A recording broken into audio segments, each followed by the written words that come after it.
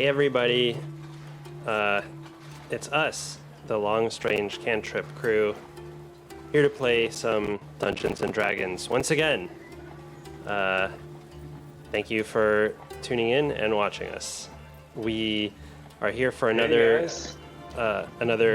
smaller session to talk through what our awesome adventurers are doing after they've had their first momentous trip to Axis Island, where they retook it from the Duchess's rebel forces, and now have a little bit of downtime, I guess you could say, to pursue some of their goals. So it's been 3 weeks since you and your compatriots in the Risuri Navy returned from Axis Island.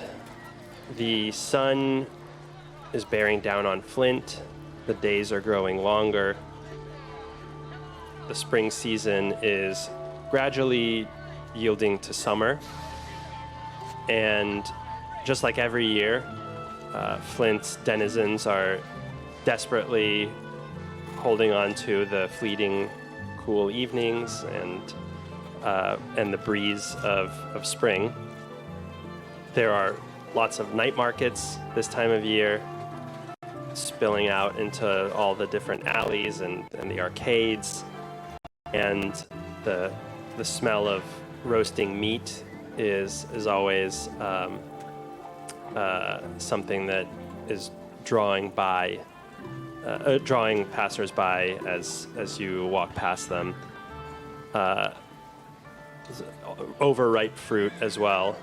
But the heat is also cultivating some less inviting smells. The refuse and the night soil fester on the streets, and the fishmongers' halls are gathering flies.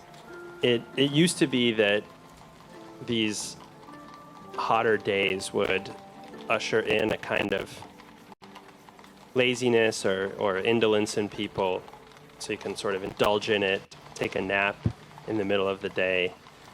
But that hasn't really been the case for years, not since the workshops and the factories have sprouted up, and the area around Parody Lake, which used to be kind of an idyllic place to have a stroll or a languid afternoon.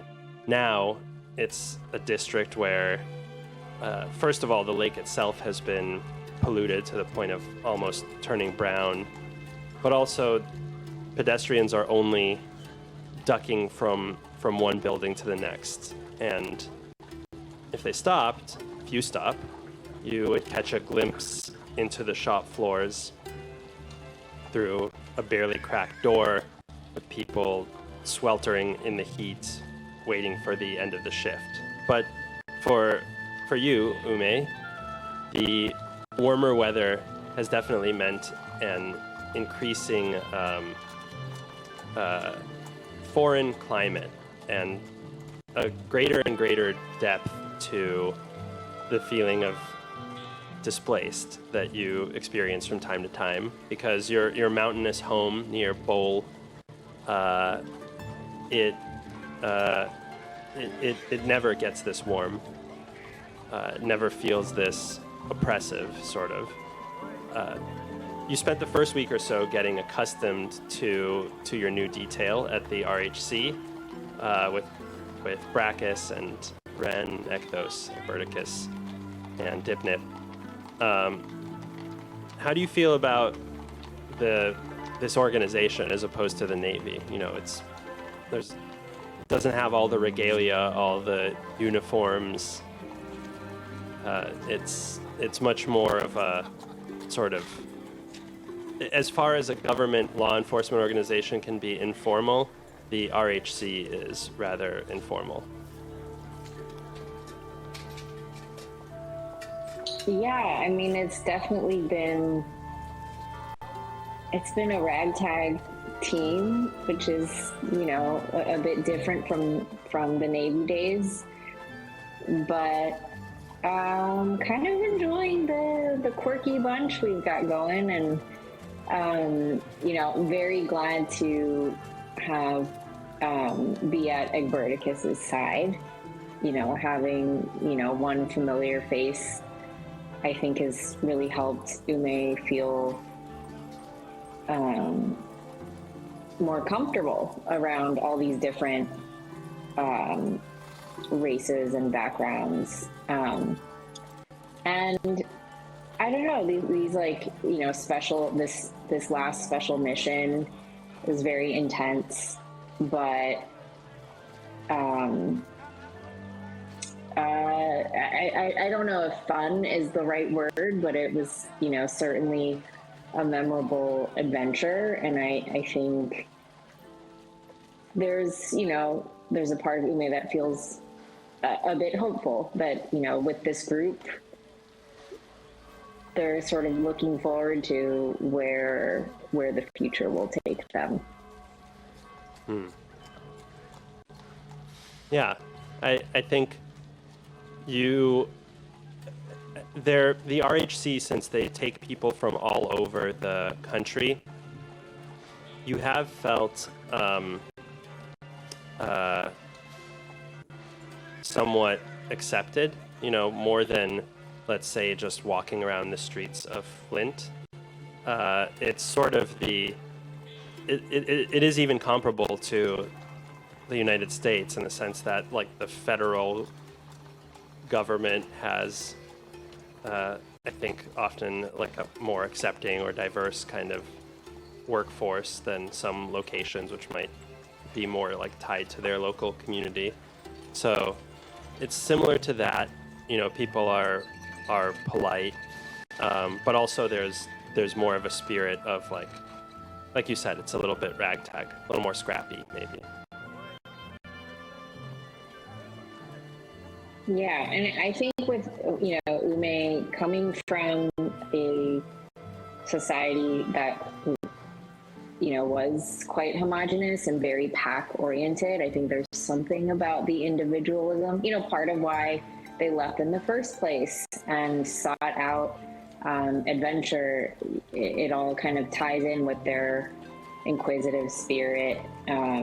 And it's uncomfortable at times, and it's not always pleasant, but I think they're sort of appreciating like this different way of life and really appreciating the ability for all these different backgrounds to coexist in one space. And that feels very heightened, on these missions and in the group that they're in. So in this time, Ume does have a little bit of the cases over the last few weeks, as you're getting up to speed, have been a little bit more lax. Certainly nothing like going to an island to retake it from the Queen's sister or from the King's sister. So that's there's some paperwork. There are some kind of smuggling, law enforcement, some graft or corruption related work. But you do have a little bit more time to indulge some other interests or pursuits. So what does Ume do with this time? I think Ume's doing a bit of exploring. I mean, one mark that was left on after the Axis Island mission were these artifacts that they found and gave them some mysterious powers that they didn't take full advantage of during the mission. The range fighting has really been their bread and butter, but they got a little taste of something, and I think they're intrigued by both of the items. I think it was there was a necklace with a pendant, I believe, and Was the other one a bracelet, or were they both necklaces? I think they were sort both of chains that they wore around their body. Yeah, they were both icons that looked pretty similar in their origin. One was already on a necklace because it was being worn by that Danoran fellow, and the other one was sort of loose. Rest in peace. Yes, rest in peace. I think the other one Ume wore as a belt. Yes, that's right. Almost like a, Yeah. you know, those belly. What were those in the 90s? People used to wear those. I think Brittany had those one. are back. I think those are back. The belly chains or whatever they were belly called. chains, yes.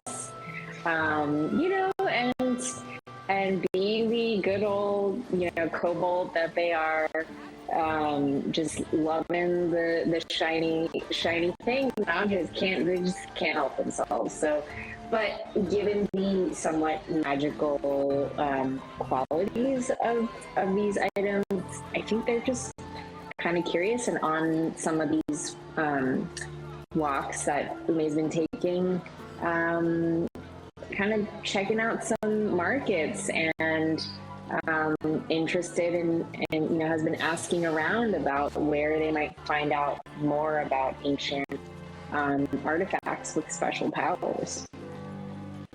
Well, you definitely have some options. I mean, you could do all of these things, of course, but I think maybe the key question is: do you want to go to like a university? There's a very famous one in town, and maybe like speak to an antiquities person there, or do you want to go to a dealer of artifacts and get their perspective? Definitely feeling the dealer.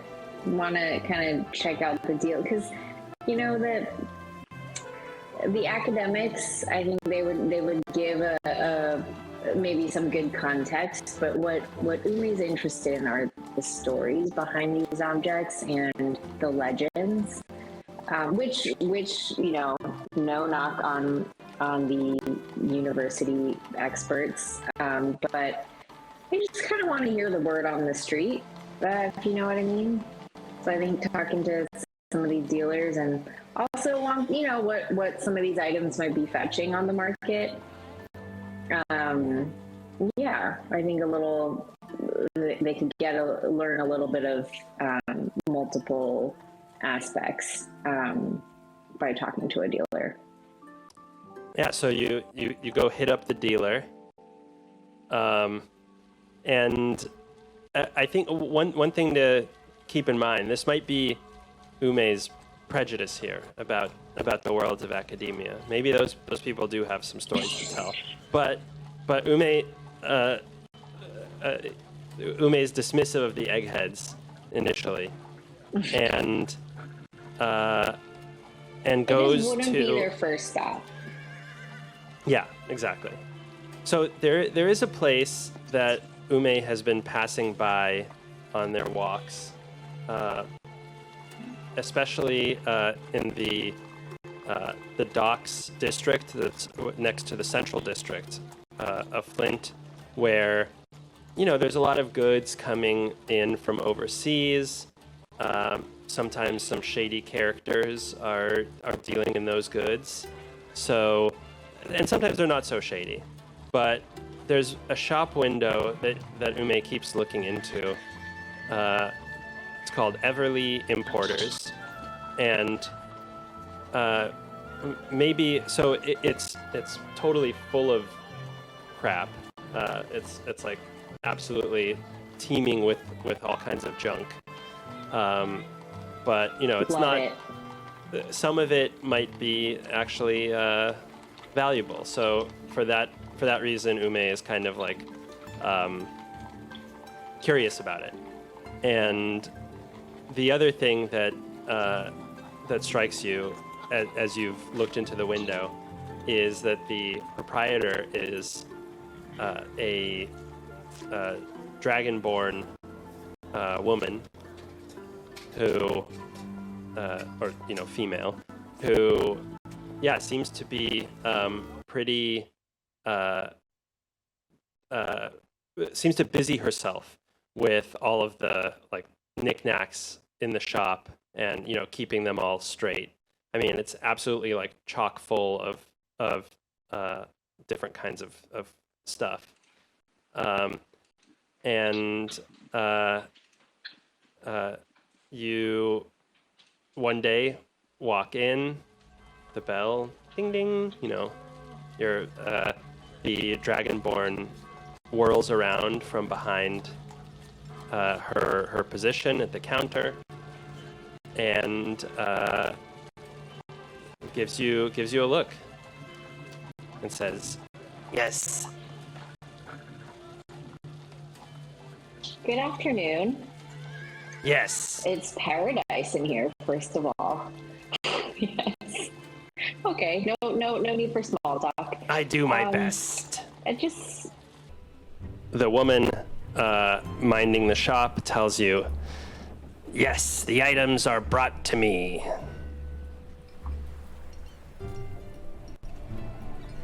Oh, yes, you're very sparing with your words.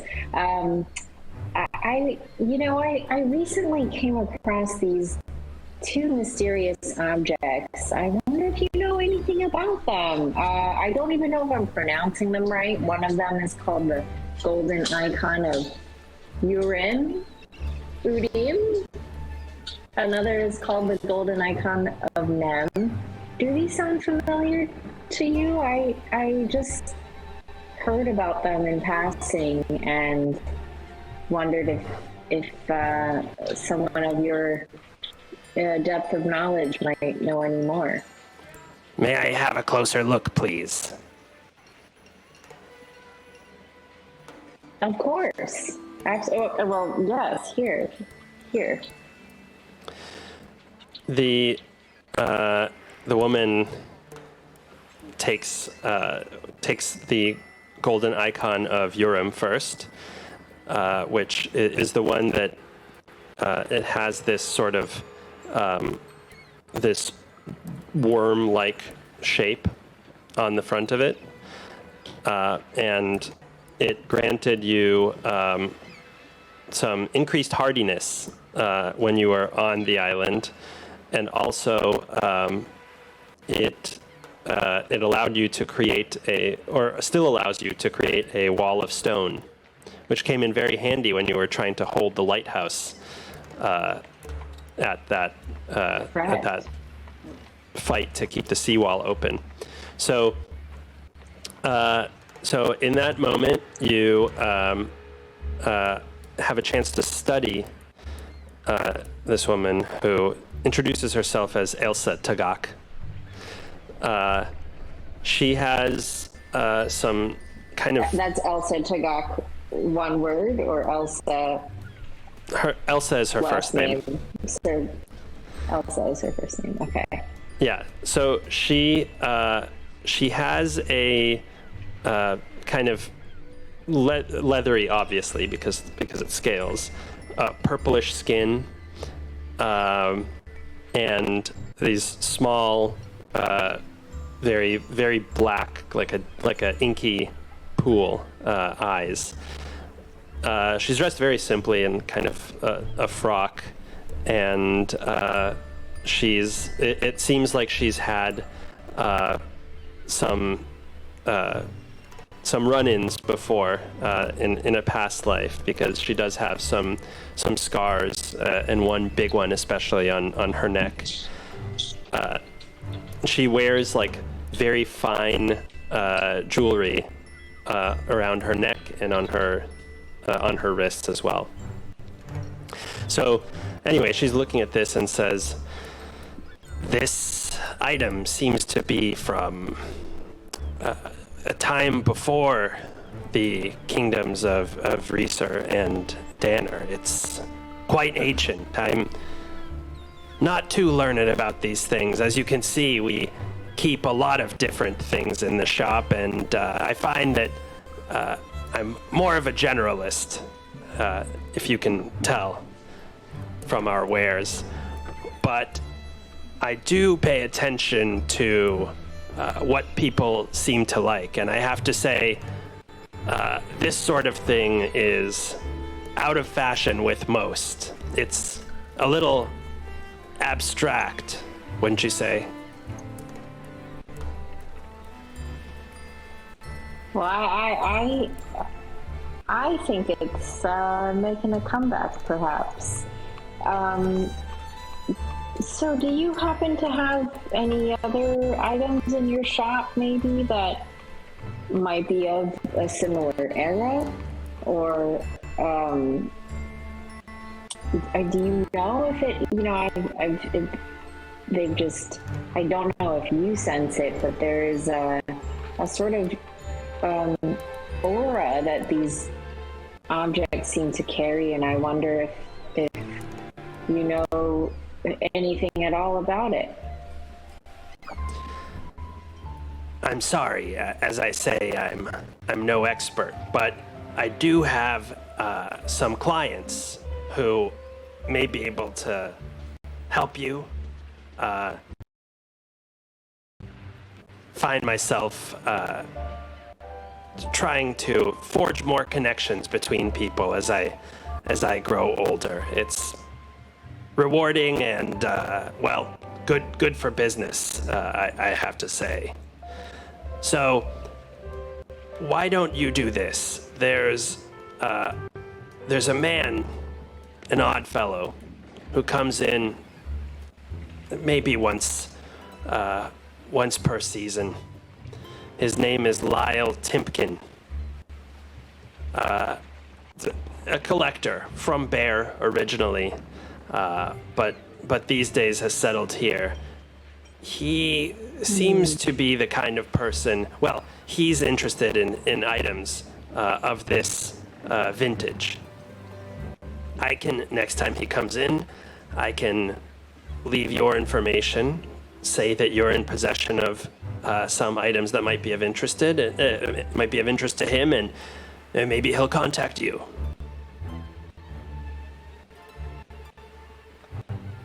Well, I would appreciate that very much. Why Certainly. don't I leave, let's see, what's the best way for you to contact me? You tell me.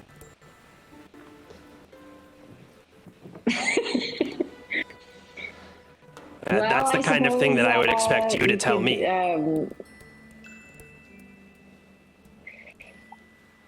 Why don't I leave my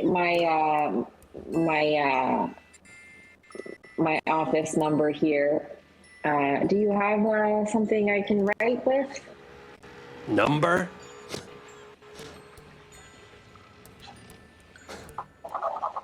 A number, an address. Your address. Number yes. How about that? My address. I see. Yes. Yes, that would be quite helpful. Do you give her the RHC address?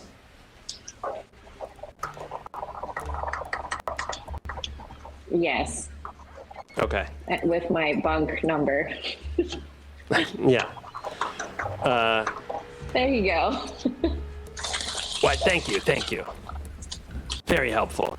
And I'll let you know if Mr. Timpkin comes in, and hopefully you can engage in some profitable intercourse.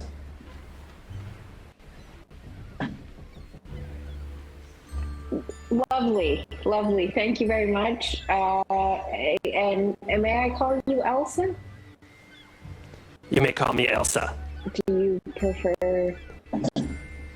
Oh, okay. Well, thank you so much for your time. I appreciate it. Absolutely, yes. And I suppose I will just walk out now. I suppose you will. Farewell. Farewell. Take care. Toodles. So, yeah, with that, do you have anything That was, further?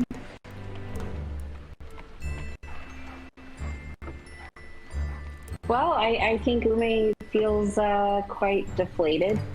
Was definitely expecting more. But there's interesting potential connection. And Deflated. yeah, maybe we'll consider. Well, there wasn't a whole lot to learn from me, as lovely as the Elsa was. I was, I think Ume was hoping to learn a bit more from their excursion, but not, it was certainly not all was lost. There's perhaps they'll learn something from the client of hers, and Ume is, somewhat warming up to the idea of inquiring about a professor they heard about. Okay. So at Pardwright University, there's a professor called Aaron Beer that you heard about. He teaches in the antiquities department, which in Flint is quite tied up with the kind of Department of Arcana. It's not quite a magic school, like they don't teach magic, but they study magical things, they study ancient things, and even a bit of astronomy and philosophy as well. Of course, not a lot is known about the ancient world, but what they do know, they consume and debate with a huge appetite. So, does that sound like somebody who Ume would want to chat with? I think so. Yeah. I don't know. Is now the time is the university open, or perhaps Ume should send a letter? Well, yeah, these conversations are taking place over, a couple weeks. So you can wait until he's in his office. It's spring, so the students are in, and you can find a time when he's available. Yeah. I think I think there's nothing to lose, only something to gain, perhaps, and that's, come to think of it, maybe given what Elsa has told me, and what I hoped would be more than limited knowledge, but perhaps these academics will be Ume's best bet. So you head over to Pardwright, which is, by all accounts, a really fantastic place of higher education. It's in the central district, so again, close to your office, and it's home to a lot of foreign and Resurrey scholars, and has a real emphasis on increasing of what we know, increasing our knowledge about the physical world and this realm, as opposed to religious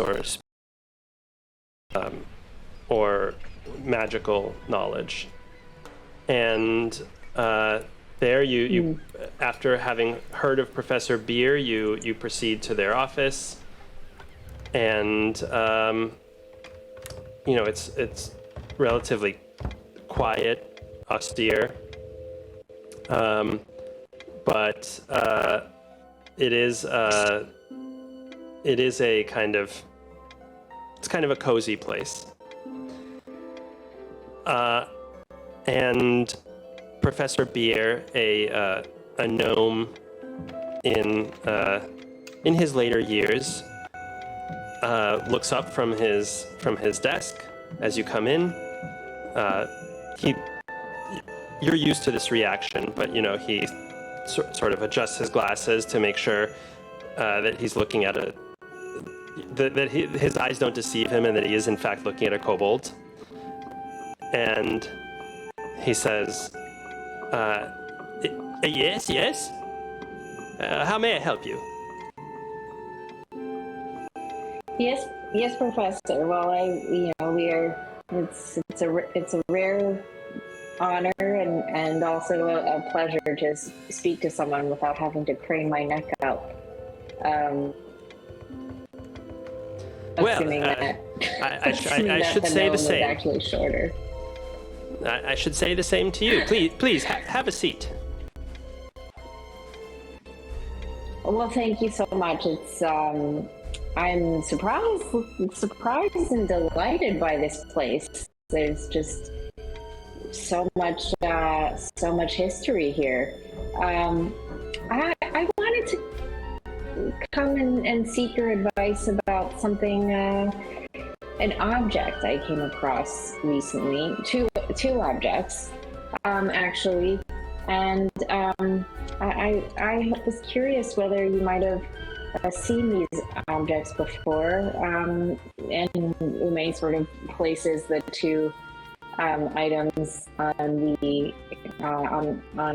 the professor's desk. Do either of these look familiar to you, Professor? One I've learned is called the golden icon of Nem, the other one of Urim, and I across them recently in my work, and yeah, I'm interested in just learning more about them, and this is very new to me, and kobolds and shiny objects, they're no gems, but I've just been very intrigued and wanting to learn more. Can we start with your name? Of course. I'm so sorry. I was just so excited and a little bit nervous. Apologies. My name is Ume. Ume. A pleasure to meet you. Absolutely. And you mentioned your work. Is it too forward for me to ask what that is? It may help me place these items.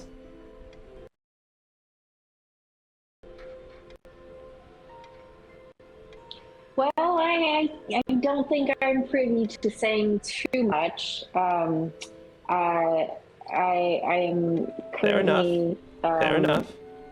Serving in the position in government, and was on a recent assignment, shall we say, and came back from a business trip, and with these two objects.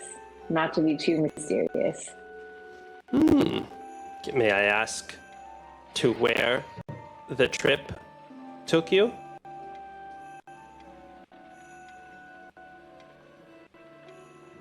Well, that might give me away a bit, but between you and me, it was a certain island that you may have read about in the news.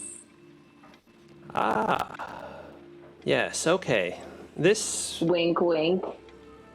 Yes, wink, wink, indeed.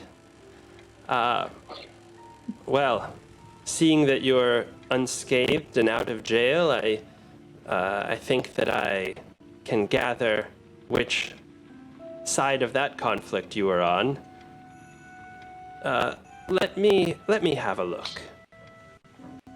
And he takes the icons and studies them closely. He says, how much do you know about the sky?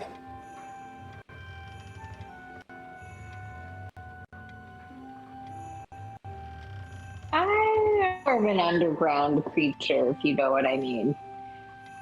Very little. I do have some very wonderful colleagues who have taught me a bit, but it's very limited, sir. Certainly, certainly. You can assume I know nothing. Well, I wouldn't slight you with that assumption, but we can start with the basics, and you let me know if I'm moving too slowly. Sure thing. Fire away, sir. Very well. There are different beliefs about what I can impart to you. So I don't want you to take my word as orthodoxy, but it is one learned gnome's opinion. Can we agree on that? I love the disclaimer. True to your academic form. I appreciate that. Yes, of course. Do you mind if I take some notes as you talk? Please, I only wish my undergraduates were so studious.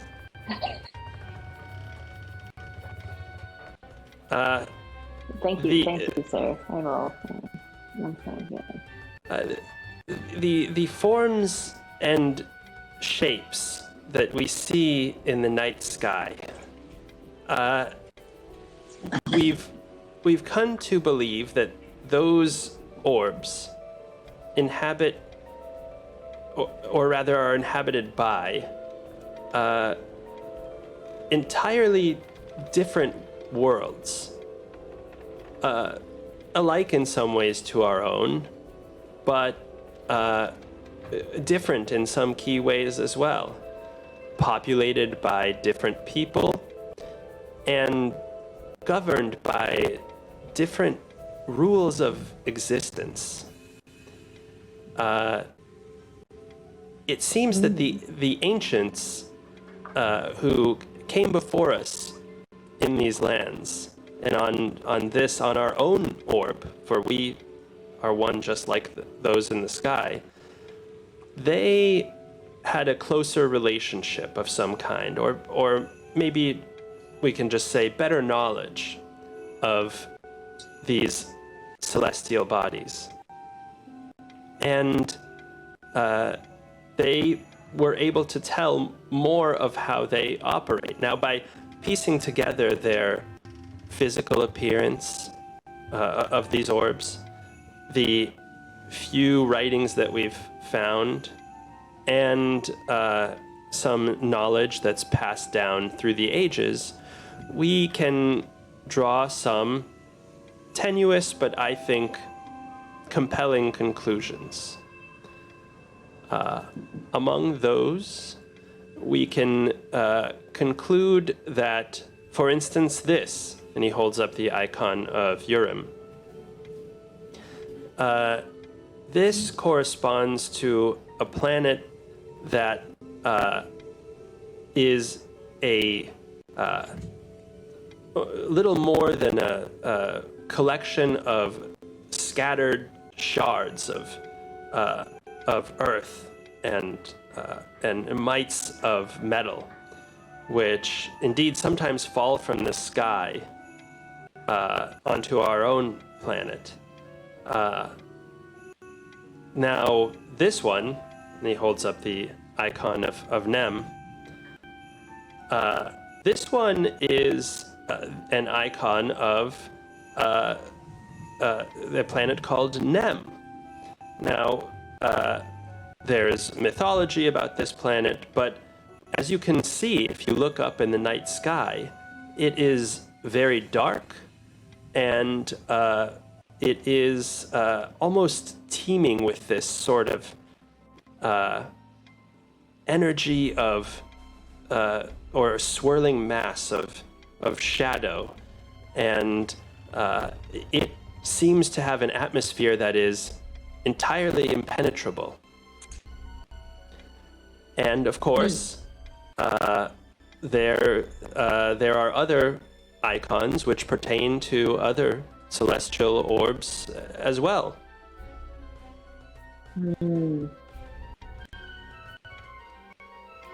Does that all? How does that strike you?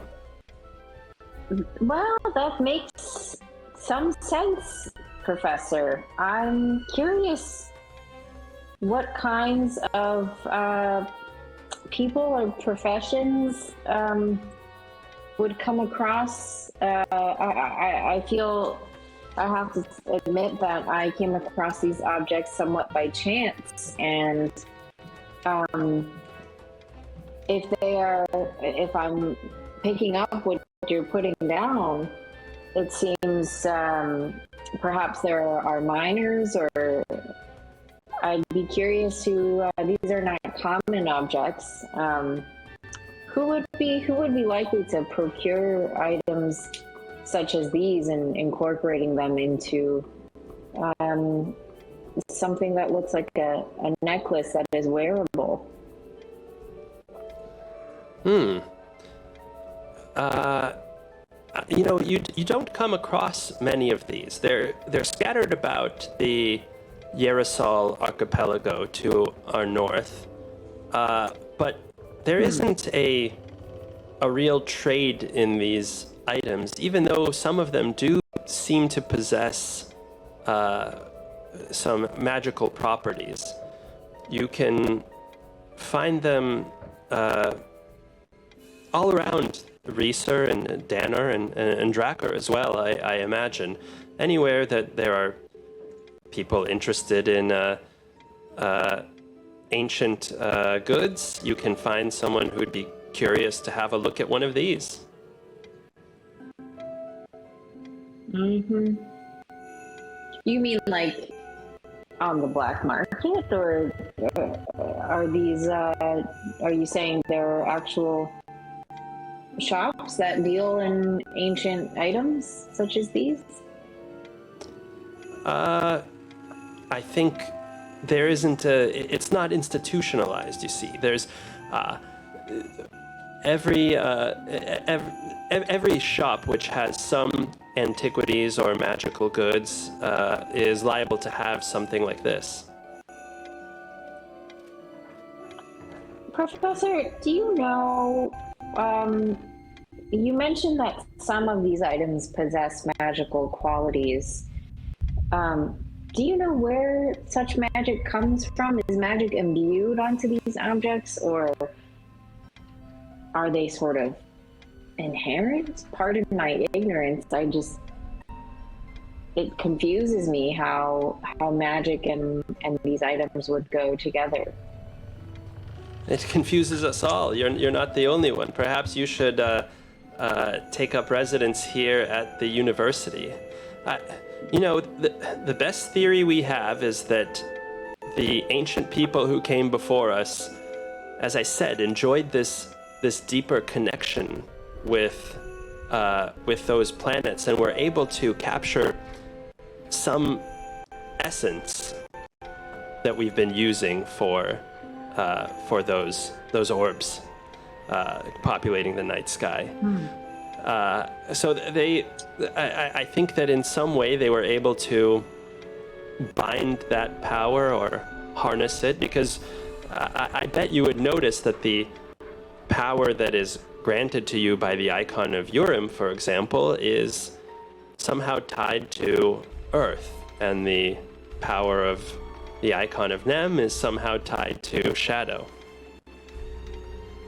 You hear some bells in the distance, and it occurs to you you've been chatting with the professor for a little bit of time, and he says, "Oh, I'm sorry, that's class. I'm late, and you know how if I don't get there within the next couple of minutes, the students may leave before I'm there." I'm so sorry to keep you.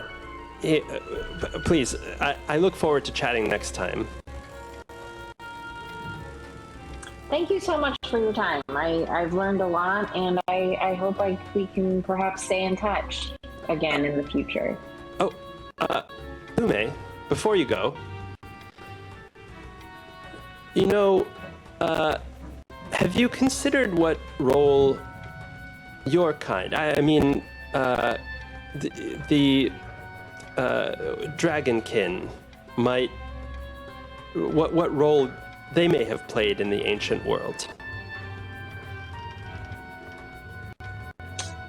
Huh. Well, I haven't thought too much about it, but that is an interesting question. Well, some say dragons are as old as the planet itself, and some say that kobolds are related to, in some natural way, to dragons, and therefore A follows B. Maybe kobolds as well have had some role to play. I don't know too much about this, and I'd hate to lead you astray. In Seobriga, in Bear, there's another professor. His name is Bosch, Professor Bosch. Now, he like is. The pear? That's Bosk. Oh, okay. Pardon me. Yeah, but I can, very clever, yes. Professor Bosch may lead you in the right direction. He's wonderful and also very interested in this question. Well, I would appreciate any connection. You can find me at, let me just get this address down here. There you are. This is where you can find me. This little mailbox here. Absolutely. I'll look forward to hearing from you. And if you're in Seobriga, do look him up. I shall. Thank you. Enjoy class. He takes the piece of paper. He stands up for class. It looks like he didn't notice that his tie was sort of by a book, and on top of the book was a cup of tea. So he sort of stands up. The cup of tea goes flying all over his papers. You just kind of see your way out. He looks a little flustered. We'll just, I'll just see myself out this way. Okay, toodles. Why don't, before checking in with Egberticus and with Ren, why don't we take a quick bio break? Sounds good. Okay. All right. See everyone See you on the shortly. other side.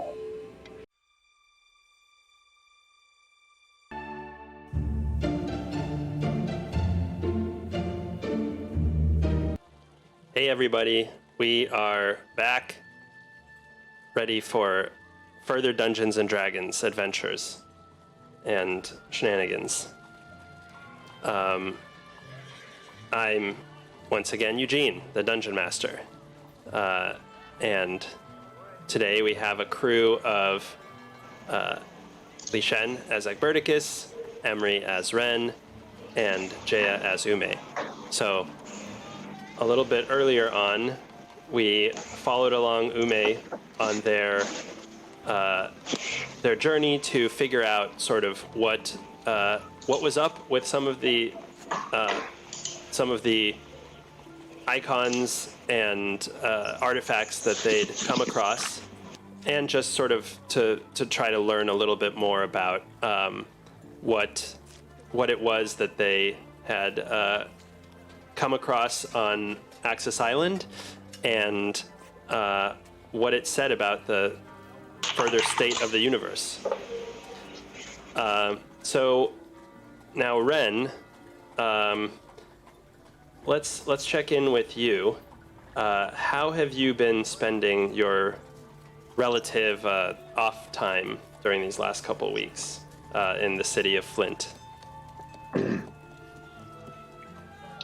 Well, being a druid, I'm usually not accustomed to being around so many humanoid figures, even though I am a human myself. I'm used to being in the wilderness on my own.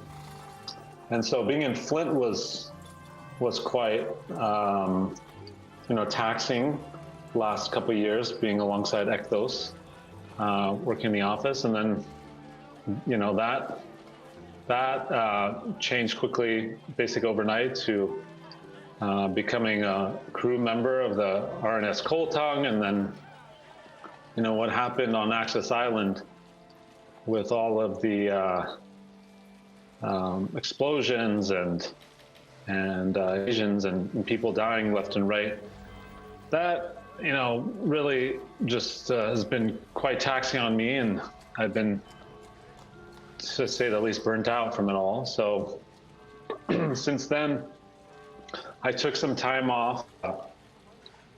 I did a little island vacay down off of the Sid Minnow Peninsula there. There's a little island that I took some time. That's where I leveled up a little bit and feel a little better. But since being back, I don't feel I can go straight back to Flint. So I've actually gone back to seek the counsel of someone who's widely respected in my circle. Her name's Yanin, and she's a particularly gifted sky seer. And over the decades, she's had many visions, and some of them have been quite catastrophic, and in situations where she's been able to warn folks about them, been able to avert some pretty dark outcomes. And now that we've seen some pretty strange things happening, I think it's a good time to pay her a visit and see if she can sort of help me make sense of what's happening. Now that I'm newly appointed in this great crew that we have here, and maybe make sense of what's happening, amongst the increasing tensions between Reeser, Danner, and who knows what else is happening. So it's sort of where I'm at. Okay. So on a day when things are particularly slow around the office, and it seems like Ekthos is kind of busy with his own thing, you ride out past the Cloudwood to a hilly district. It's nearly a full day's ride, where there's a village called Halstead. And up the hill from Halstead, maybe a 20-minute ride from the village. It's you enjoy certainly the relief from the heat. A little bit of elevation kind of makes it a little bit cooler. The tree cover is giving you it's giving you plentiful shade, and the lack of soot and pollution from the city is also quite sustaining. And even in that time that you spent getting to Halstead and then and then up the hill, you're finding your kind of anxiety melting away a little bit, and a return to the things that make you feel like you are part of a whole. And up that hill, you approach a place that you visited maybe once or twice before. It's a tea house that Yanin runs. It's not, it doesn't have a name, but people know it as the Lantern because it's really orange on the outside. And at the Lantern, you walk inside. Standing there behind the counter is a half-orc woman with she's also got some tabaxi blood So she has some feline features as well, kind of calico pattern. She's wearing a very simple, kind of flowing white shirt, and comfortable brown pants, and is kneading some dough as you walk in. Have you met Yenin before in person? I have, but it's been many years, and it brings me joy and peace to see her face once again. She looks up and says, "A familiar one. You are remembered." Yenin, thank you, Yenin. It is a pleasure to be back in your company, and your tea house is as hospitable as ever. I smell what I can only imagine is your famous bread that you're currently kneading. Am I correct in thinking so? That's my bread. Well, it is my wish and hopes that I can stay long enough to enjoy but a slice of your bread. Remind this one of your name. This one forgets. Oh yes, it is Ren Nadarin. Yenin. And it's wonderful to see you again. That's right. And you were in Flint. Is that? Am I remembering correctly? Yes, that is correct. Amongst the hustle and bustle of the burgeoning industry that we see our world turning to. And in that time, I've been trying to make sense of my place in this world, and I've come to seek the wisdom of the council. And as head of the council, I was wondering if there was anything unusual that has appeared in your visions and or in your world come as of late. Yenin looks out the window, and from this hill, from this rise, it's still possible to see the smog and soot of Flint. And she says, "I assume you find it difficult there sometimes." I do. I am not so accustomed to being around so many others all at once in such close proximity, but I have a good friend in Exos, and even though we've since changed our responsibilities and have now taken to the seas, his companionship brings me peace and reminds me that there's continuity in this world. And I hope that by visiting today, I can help reveal my path forward and continue to hopefully make some positive change in this world, which is why I went to work in Flint in the first place. It's so heartening to hear, Ren. It can't be easy to engage with the practice there. The skies are clouded almost constantly, yes? That's true. The soot and pollution machines are quite unlike the clear skies of my homeland. And it is wonderful to be out here with you amongst the fresh air. And it reminds me of the greater world and realm that we live in. It's good to keep perspective about the enormity of the world that we share and everyone that we share it with. Agreed. Yenin, may I ask you Please. something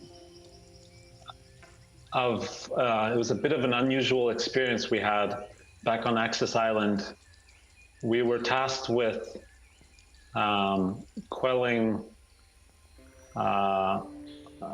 tensions between Danor and Reeser. And as we entered the heart of Access Island, we came upon a shadowy figure that, to say the least, caused quite a bit of a confusing situation for us. Shadowy figures Even often some would do, say, Ren. hallucinogenic. Yes, indeed. And there were even, I would surmise, some hallucinations, but truth be told, I don't know what to make of it. I was hoping maybe you knew of something, maybe you knew something of this figure that we came into contact with on Access Island. I try to make it a habit to avoid shadowy figures to the extent I can, but tell me more. Well, this What are they figure called? was unlike. Well, I don't quite remember their name, but I do remember them being quite unlike the others during battle. And in particular, at one point, they pulled out a glowing orb surrounded with white light that spontaneously caused everything around us to become very wet. It was almost like it was rain around us. All of the cobblestones around us rose from the ground, and vines engulfed us. And even the sky turned purple. And Did it seem that you were in a different world? It did. It did. Sometimes that an item called an emolument can make that happen. It's it's a crystal object that contains in it a shard of another planet, another world, a parallel world maybe, that can for an instant create an aspect of that world within ours. So that item is familiar to me. Are these items only attainable by a few, or can someone such as myself and or in my group be able to acquire one of these to help further our understanding of this other world that seems to have come into contact with our own? Typically, they're made and used shortly thereafter. But of course, it takes powerful magic to do that, something far beyond my capabilities. And it's not the province of those who follow the old religion to, and the old Fey Titans of Reeser to make such objects. I see. After my time with you today, is there someone or some place that you suggest I travel to find out more about these events and the objects surrounding them?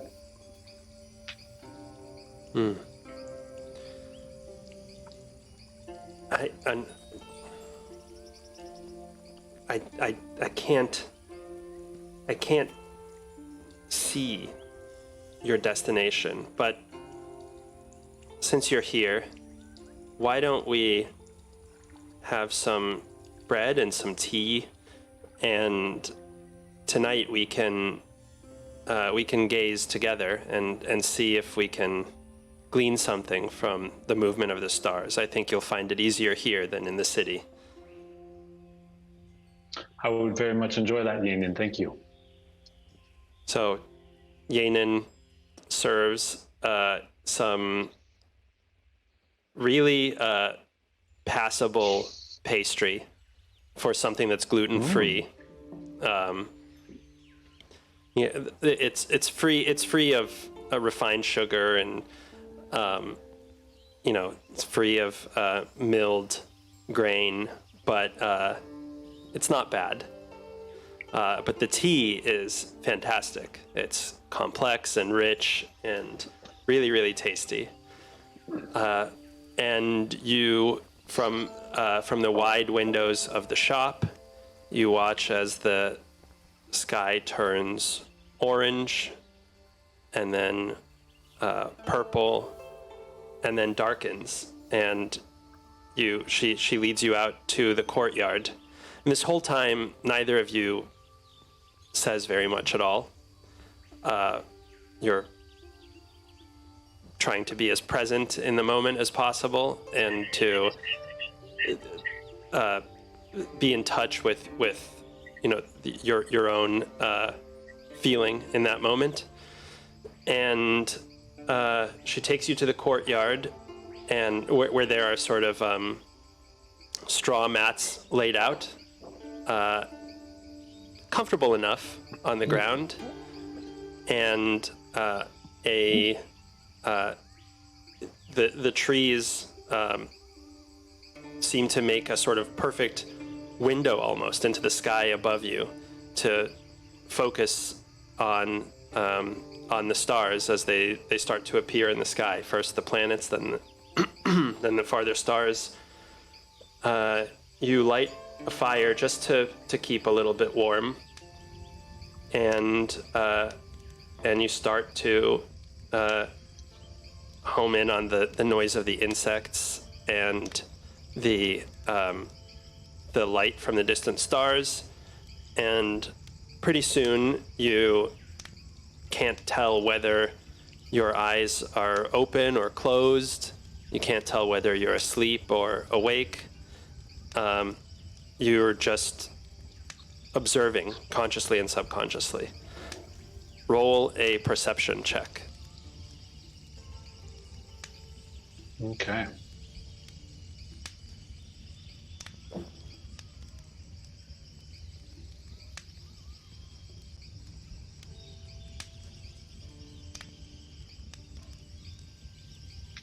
Okay.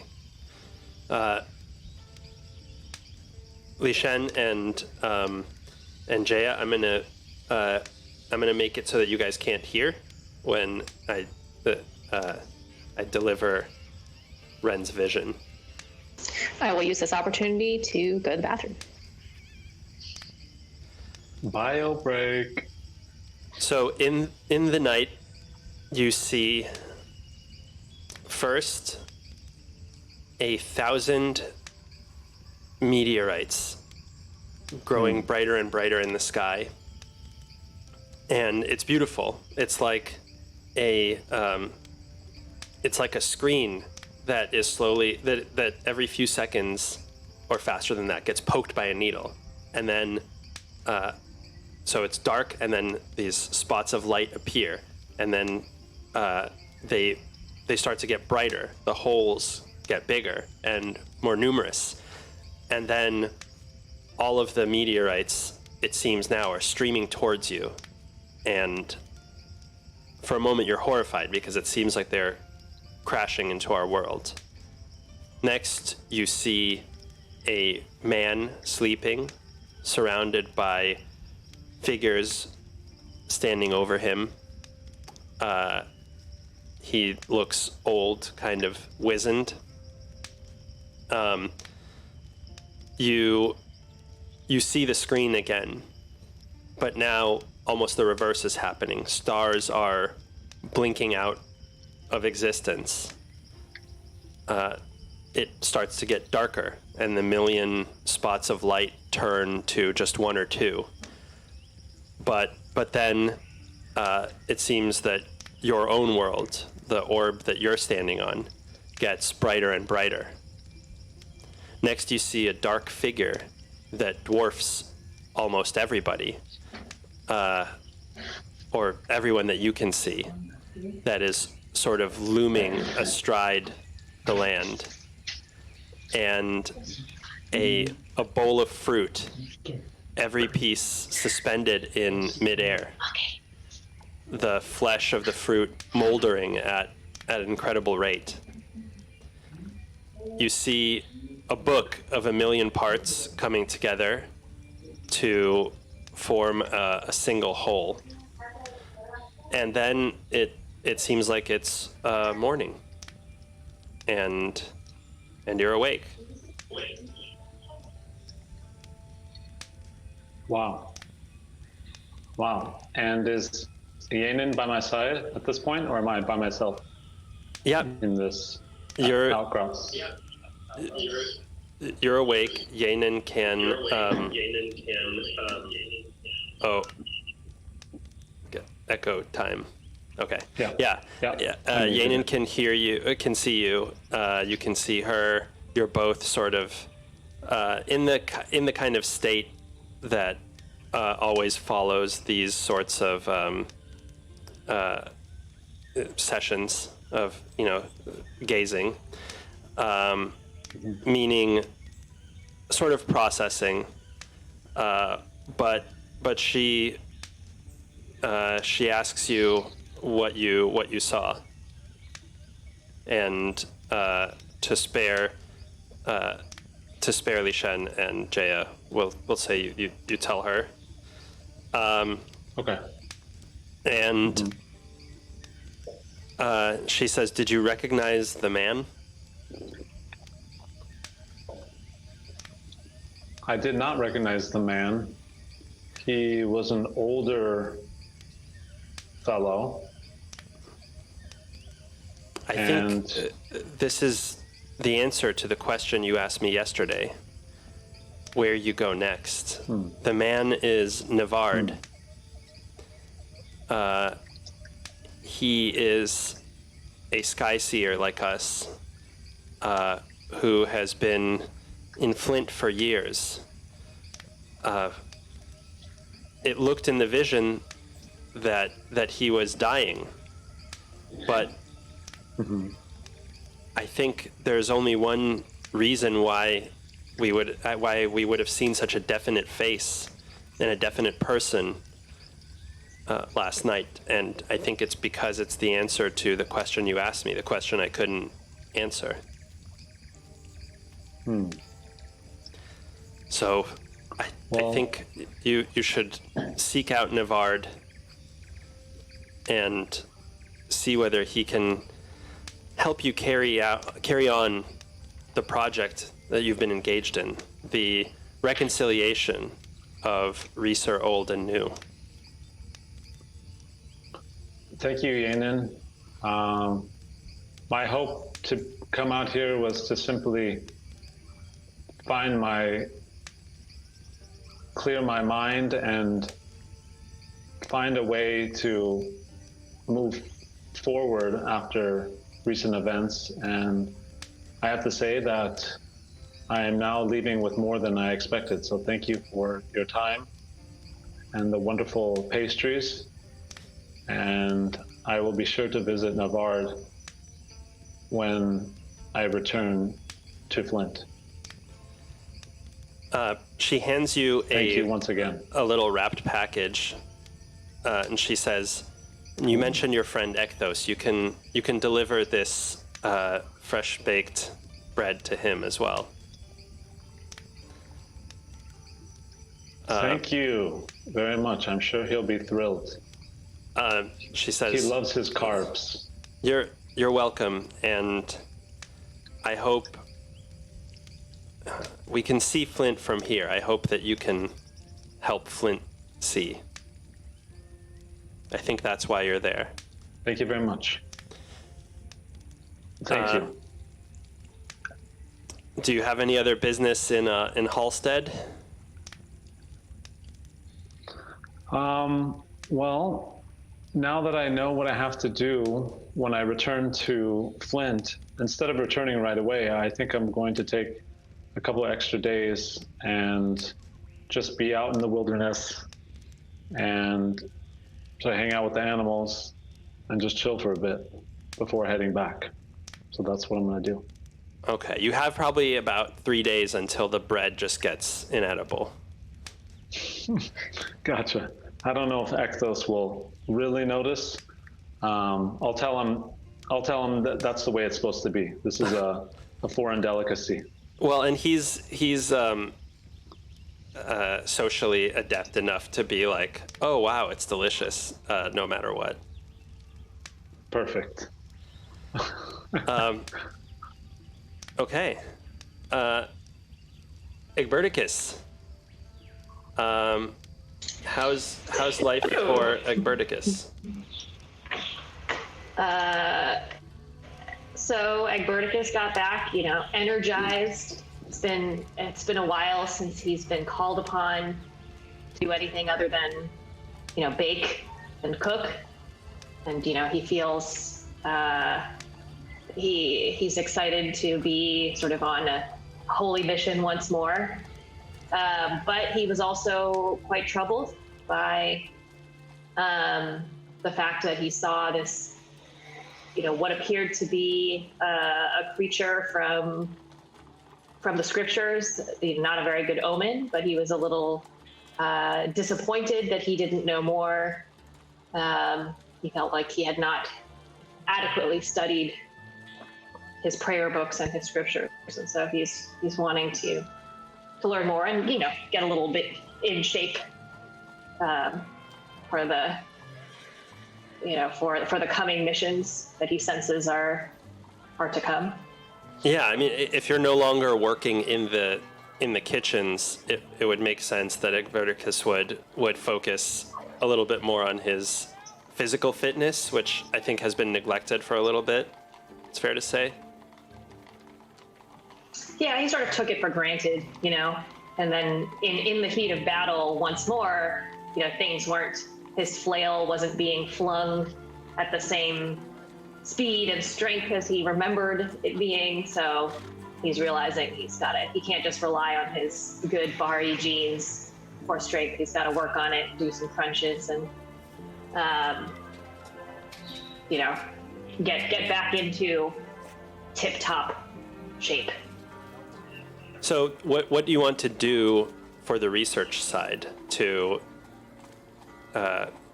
investigate this issue?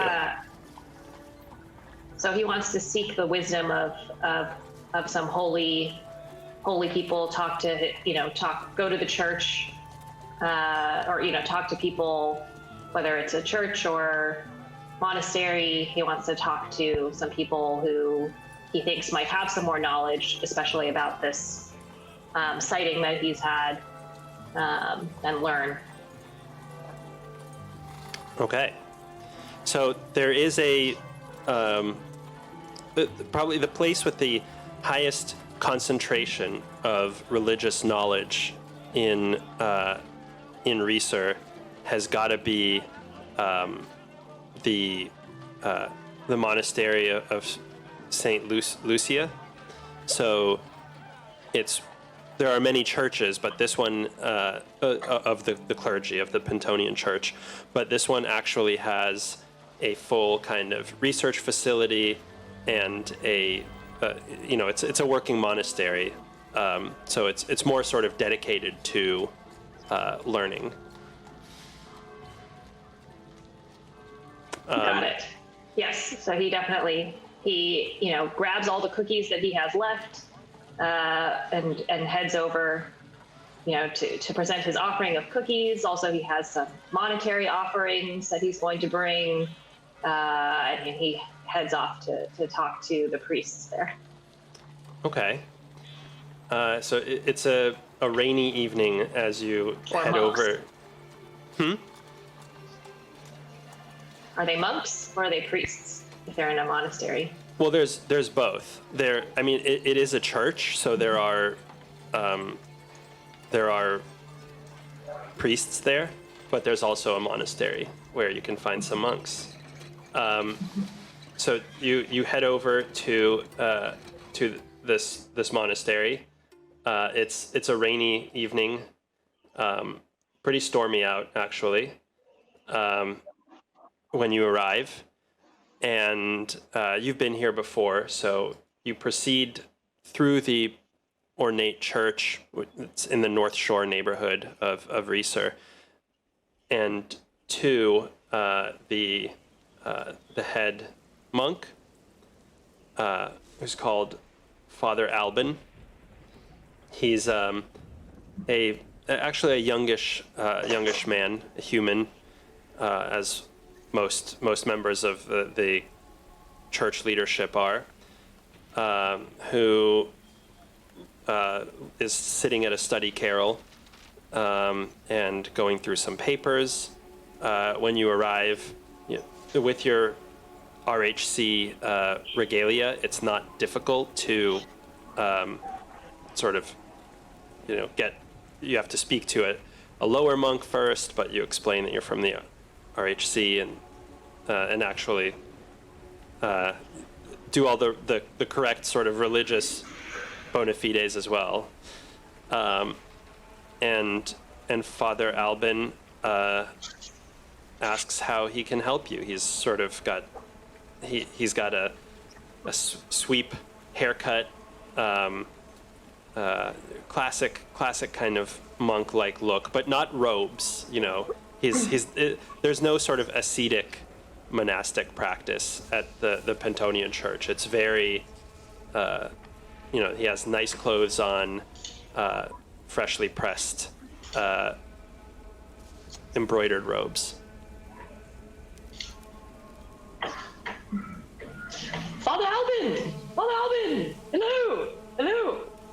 I'm not sure if you recognize me in my new regalia, but I've been called upon by the RT for a special mission. Well, you're a tough man to miss, Egberticus. No!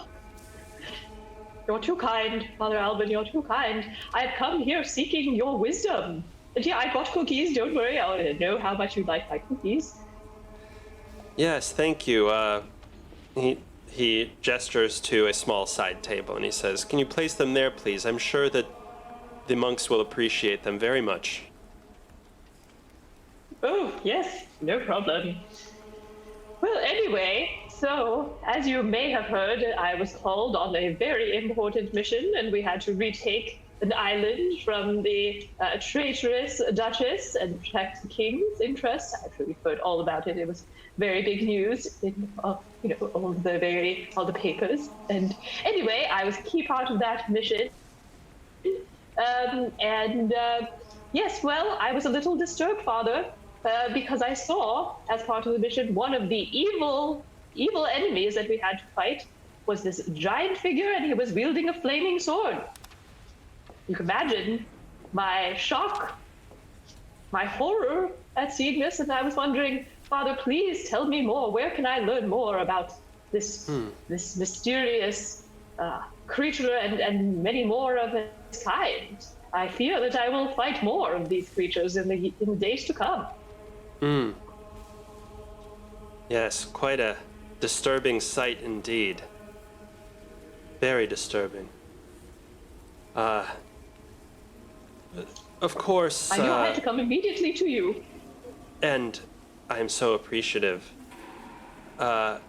Naturally, as the keeper of the church lore and the head of the monastery here, it's important to me to promote the study of Pentonian church records among even the general population, such as yourself, the devout, such as yourself.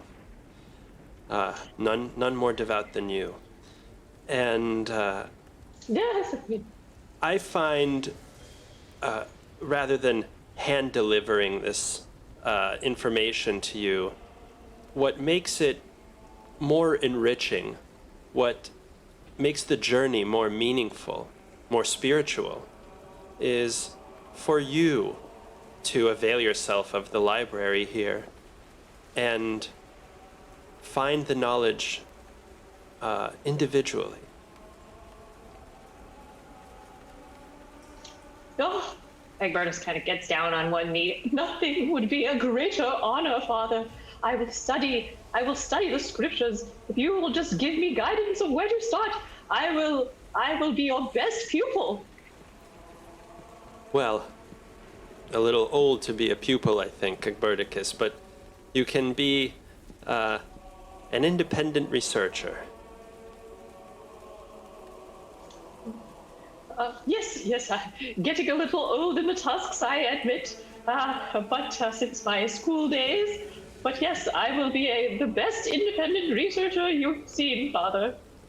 It's not a competition, Egberticus. We are all the best in Triegenes' eyes. Very wise, very wise. Obviously, So where do I get started? You may start this evening. There's not much for you to do outside in this storm, I suppose. Oh, this weather, it's nothing, but I agree. No time like the present to get started.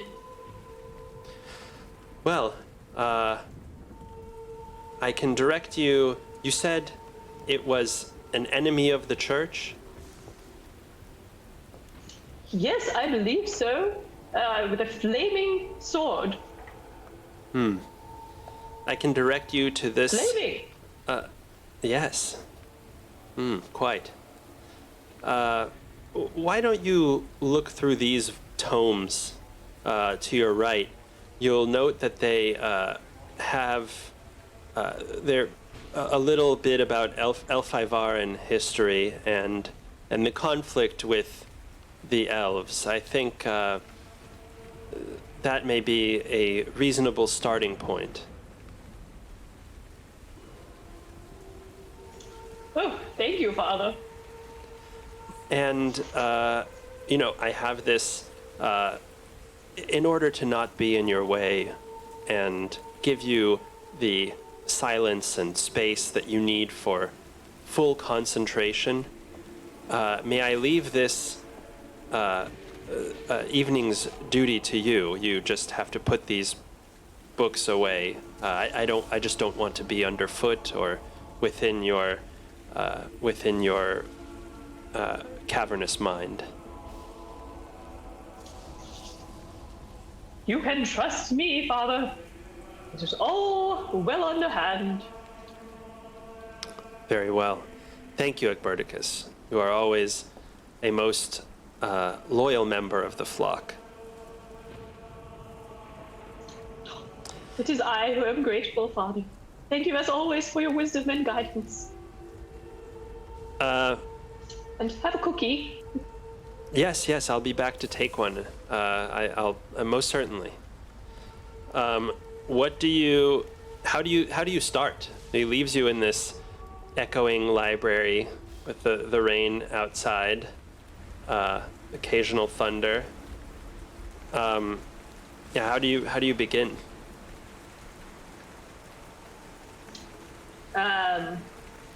Well, I mean, I think Egberticus is, he's just gonna start, squint his eyes and start reading. I mean, he doesn't really, he's gonna read every single book that the father has recommended to him.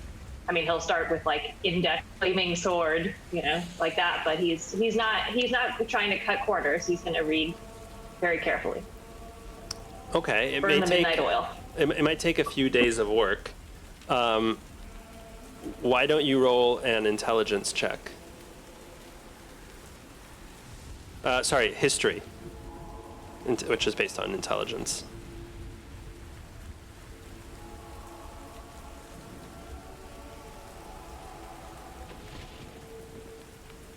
Okay. It takes you about 3 or 4 days to go through these volumes. You didn't get a ton of guidance. What you learned is that you see mentions in the scripture and in some of the historical texts. There was this Fey warrior who had a flaming sword and a lion shield, who was seen at a battle about 200 years ago in the First Yerisal War, and had echoes of another individual from earlier in the church's history.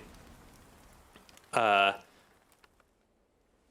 you don't get much more than that yet. You can keep going.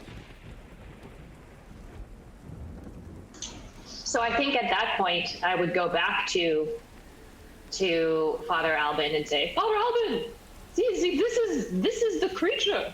So I need to know more about this creature and creatures like them and their motivation. I need to be able to fight them. So, yes, Father, you come back in the morning. Father Albin is shaving. You poke your head in the door. He says, my son, the lather still on half of his face. It seems like you've made some worthy discoveries. Again, now you see the advantage of me not simply delivering the answer to you, but letting you investigate yourself, yes? Yes, no, I mean, more guidance is always appreciated. Mm-hmm. That is not the way to true enlightenment. I think... yes, hard work, I agree. It's what I always tell my underlings. You must work hard. Cookies are not made from magic. Well, most cookies. The Fae are certainly devious enemies that cannot be underestimated. Please, if you're so inclined, look further. Very well. And is there, some kind of reference desk or something that, might give me my eyes? As a Bari, be so blessed. We must not seek the easy path, for the hard path brings deliverance. Hey, Egberticus, treat this like any other challenge. Back to the library we go. I've wanted to stay out of your way. I haven't wanted to be put away, delivered by all the various monk students. Okay, roll another history Carefully. check. Verticus. A bit better. Big win. Not much better. But not Let's that go. much better. Those legends to the name Azrabe Varal.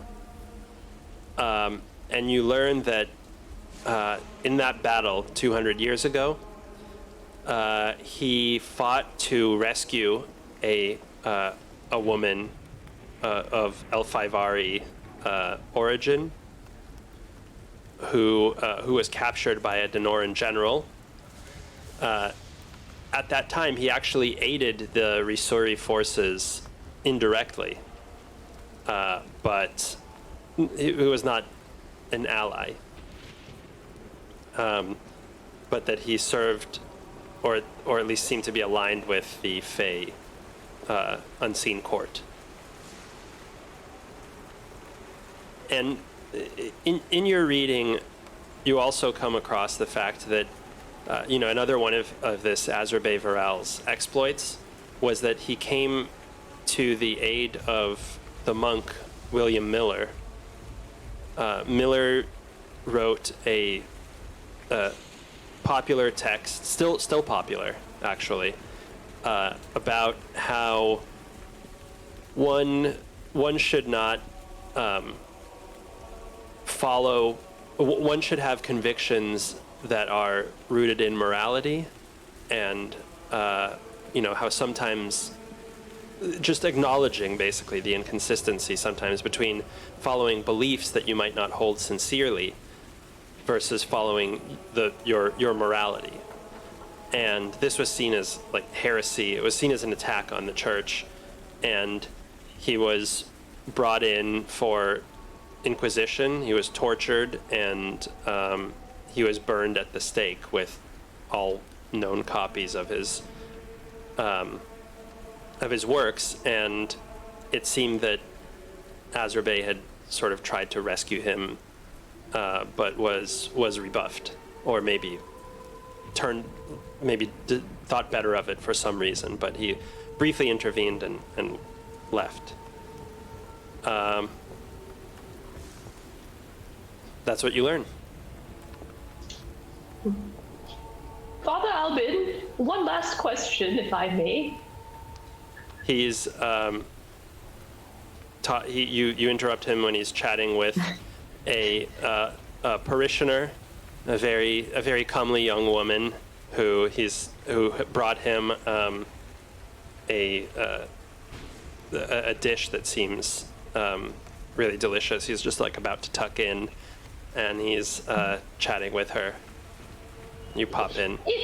If one were to find out that you know a certain text, it would be useful to read a certain text that is rather unholy, but in the service of the church and holy. Do you think that the saints would look kindly on, reading something for research purposes only, but, might not be the most holy of texts? No. I think you would be stricken down right where you stand, and your death would come swiftly and painfully, Egberticus. Oh my. Okay, well, thank you for this wisdom. Always appreciated it, as always. All right. Bye-bye. Yeah, bye.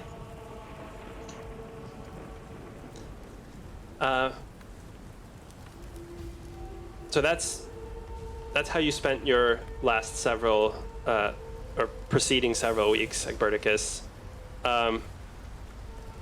Ren, by the time you get back from your sojourn and head over to the office in Flint, the bread seems okay. You don't feel bad feeding it to Ekthos. He'll survive. You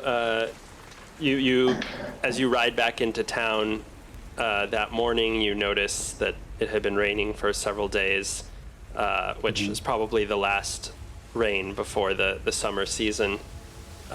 It's sort of, cleared off some of the grime and muck, but of course it's cloudy.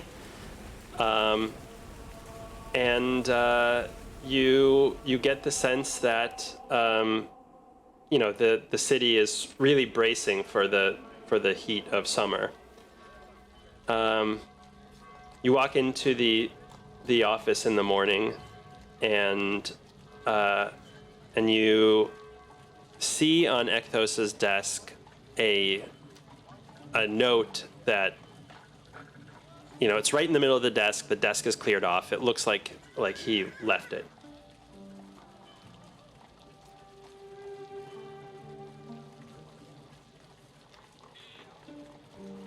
Wait, can't hear you, Ren. Thank you.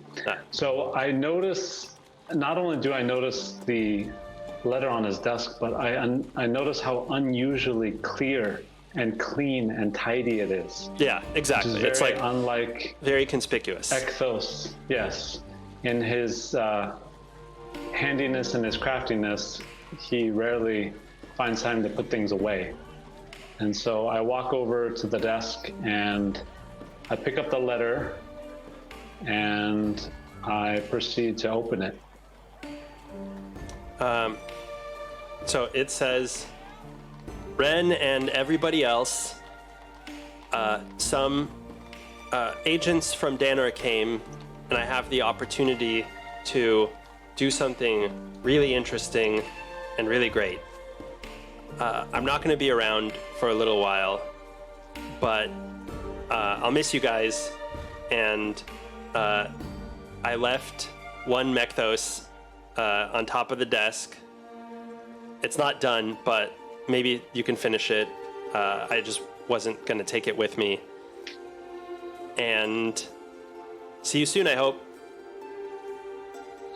Wow. After reading the letter and realizing that he is really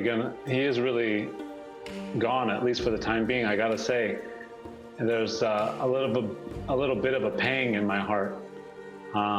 Since we've met, actually, we haven't been apart for more than a couple days. Maybe a vacation here or there, but even then, I always, looked forward to coming back to the office and seeing his face and whatever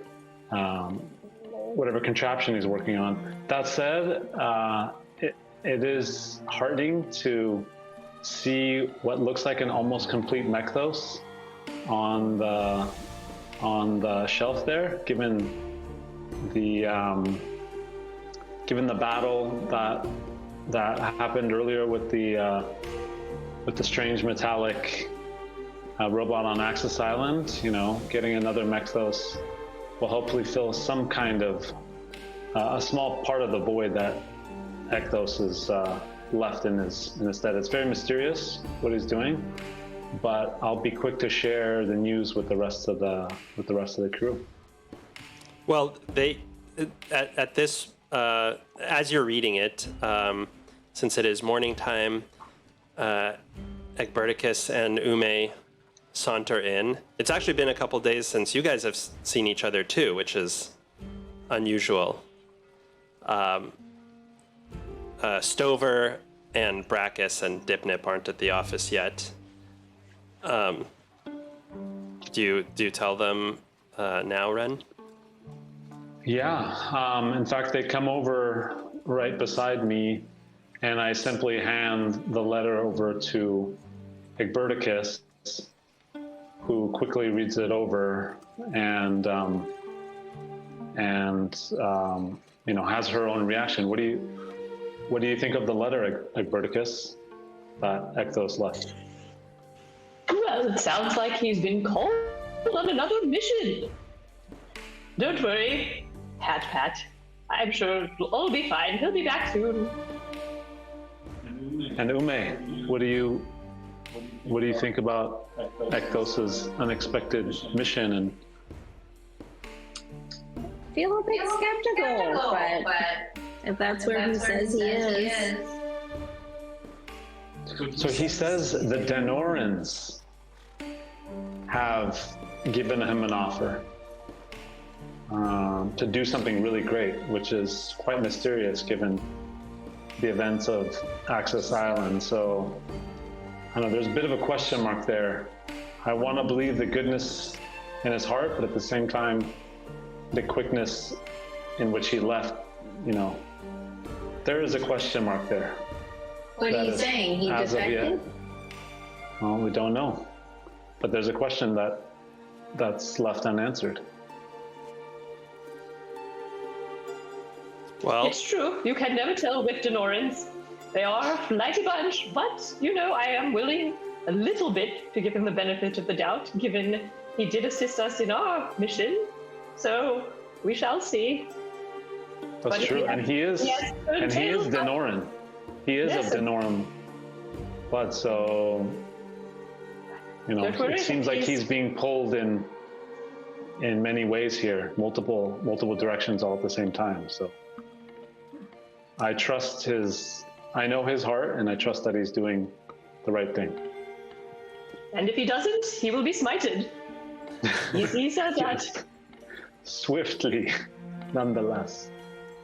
So with that, the rest of your coworkers start filing in, and the day shortly begins after some tea or coffee, and that's where we will pick up next time. Bye, everybody. See you all in a week. Thanks for tuning in. Thanks, everybody. Thank you, guys. Bye. Bye.